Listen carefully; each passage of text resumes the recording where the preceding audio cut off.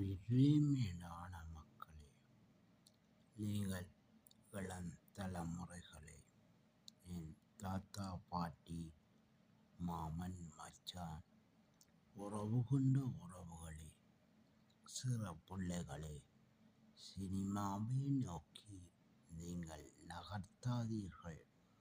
ஆனால் ஏனெனில் சினிமாவில் நிற்பவன் ஒரு தரம் கெட்டவனாக மாறுகின்றான். ஆனால் உண்மை களங்கள் நமது தேச உறவுகளே, இந்தியாவில் வாழும் எம் உயிரிலும் மேலான மக்களே, உங்களுக்கு களமுனைகள் தெரியாது. ஏனெனில் திராவிடம் ஊட்டிய ஊட்டு பெரியார் பெரியார் என்று. ஆனால் 1000 பெரியார்கள் இருப்பார்கள். ஆனால் எமது மூச்சிருக்கும் வரை எம் தேசம் காற்று மூச்சு என நாம் எப்போதும் எழுந்து எழுந்து வருவோம். ஒரே ஒரு முறை எம் தேச மக்களே, 5 ஆண்டுகள் மாத்திரம் நீங்கள் ஆட்சியை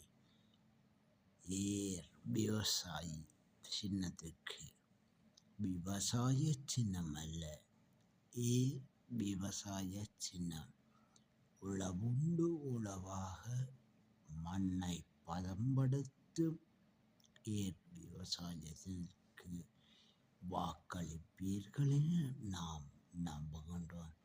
என் தாய் உறவுகளே, என் தேச மக்களே, நாம் எப்போதும் உங்களுடன் கண்காணிப்பாக இருப்போம். எங்கள் அண்ணனின் கன்னி வெடிகளில் எப்போது சிக்குவீர்கள்? நாம் திராவிடம் அல்ல, தமிழர்கள் என்று எழுங்கள். எல்லோரும் வாழ்வோம், எல்லோரும் வாழ்வோம். எம் தேசம் வெல்ல எல்லோருக்கும் சமத்துவம் ஆக நான் நடப்போம்.